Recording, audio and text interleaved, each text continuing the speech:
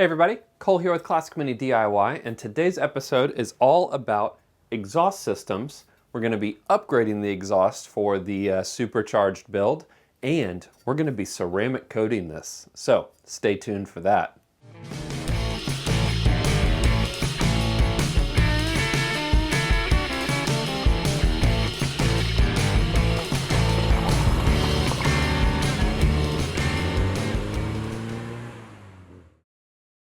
Today's episode is brought to you by you. That's right. Every single episode created on Classic Mini DIY is made with the help of our patrons and our long-term parts sponsor, 7 Mini Parts.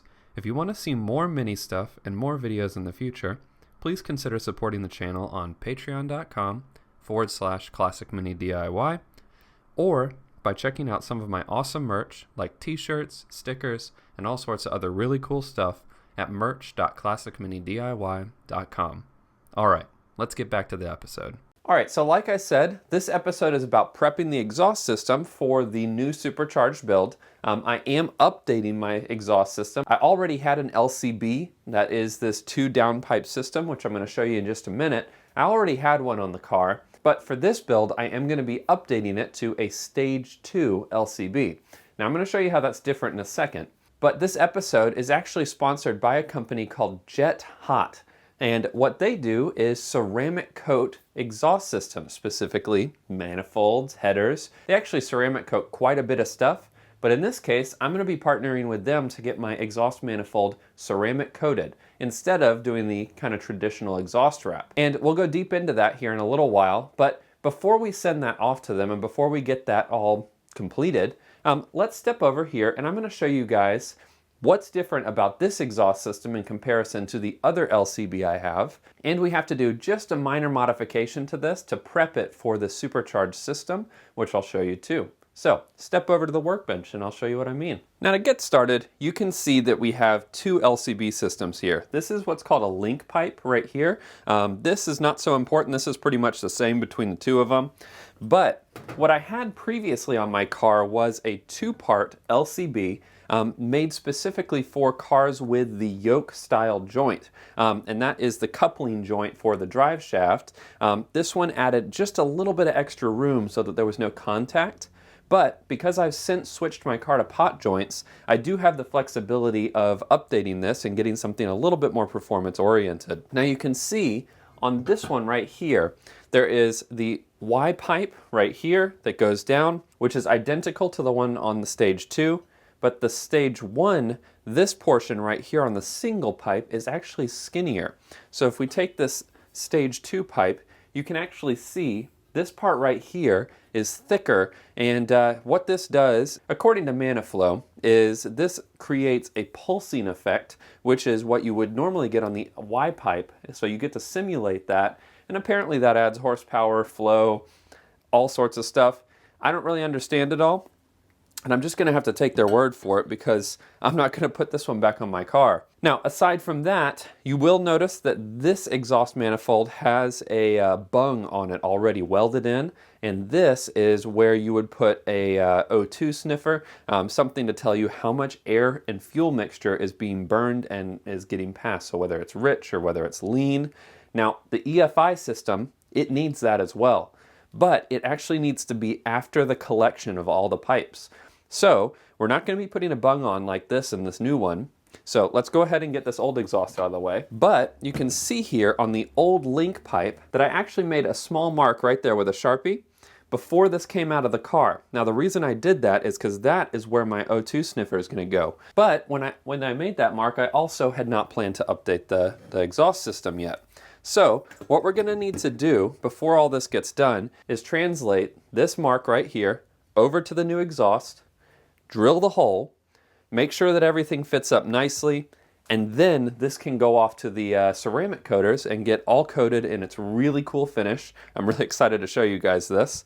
And yeah, so let's move this piece out of the way and we'll drill a hole in this new one after marking it off. Now, like I said, we need to get this dot right here translated over. So I'm going to take these exhaust clamps off here, and I'm actually going to put some gloves on.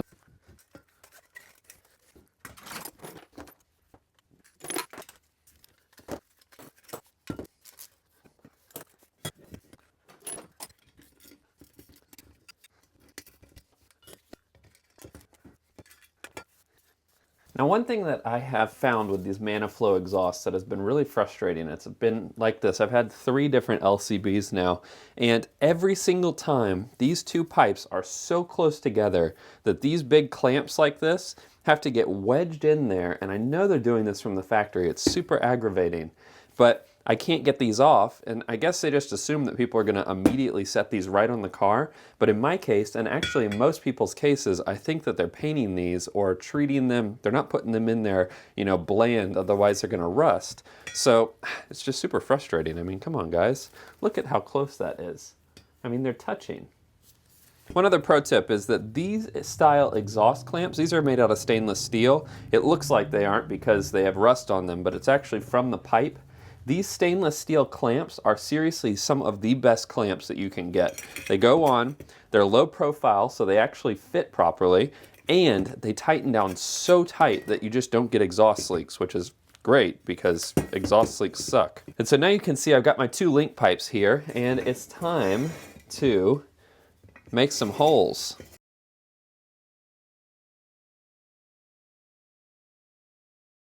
Now you can see here, I made a little typo, my hand slipped, but you can see it's off center so that it comes in at the side like this. One of the things about the O2 sniffers that you put into an exhaust system, it can't be upside down, it can't be in any way allowed to collect water in it, or moisture, anything like that. And keep in mind that when you first start up your car in the morning, you do have a lot of moisture inside the combustion chambers, and a lot of moisture comes out the back of your exhaust pipe. So what we're doing is coming in at an angle from the top, so this sits in the car like this, comes in at an angle so that no moisture can collect on it, and it reads these readings properly. So I'm going to put this in the vise, and we're going to drill a hole in this.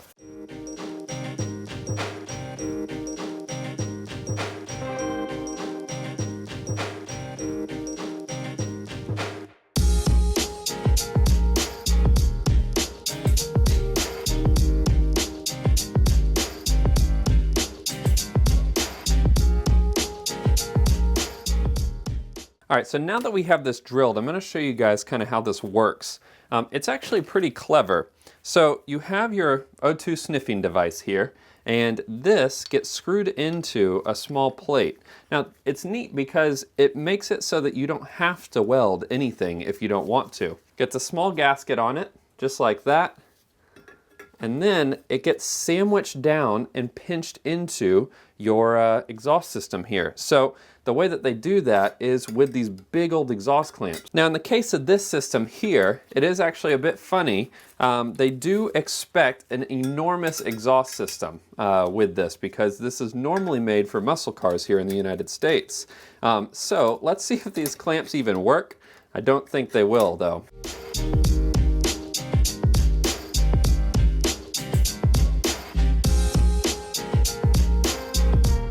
All right, so just as I suspected, these are not anywhere close to being small enough to fit our tiny little mini exhaust, which, that's okay. You know, this kind of stuff happens. That right there is fully tightened down, and it is definitely not enough. But no worries, we'll get some that do fit. But you get the general idea here. So now your O2 sniffer can actually get screwed in and can, you know, sniff the things it needs to sniff. And so once that's clamped down on there and nice and tight, that is when you can actually, you know, clamp this down all the way. Now, alternatively, you can weld on your own exhaust bung here so that this goes down in and you can actually, you know, mount it in there like you would any other exhaust sniffer. That works just fine. The kit that they have is just to make the whole system a little bit easier to install, but either option works. All right, so with that out of the way, we can now get this ManaFlow exhaust in the mail and off to the folks over at Jet Hot. So let's get it packaged up and send it on its way.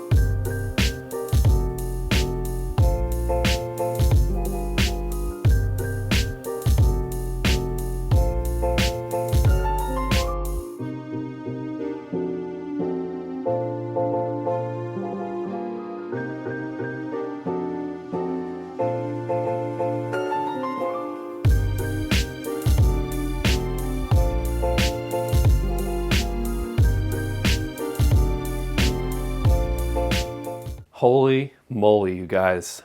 The finish on these pipes is unbelievable. I mean, you guys saw some of those glamour shots just a minute ago. The finish came out so incredible on this. It's kind of a textured black, similar to the valve cover that I'm going to be using on the Mini. And the cool thing about the ceramic coating is that there's a couple things that are cool about it, in fact.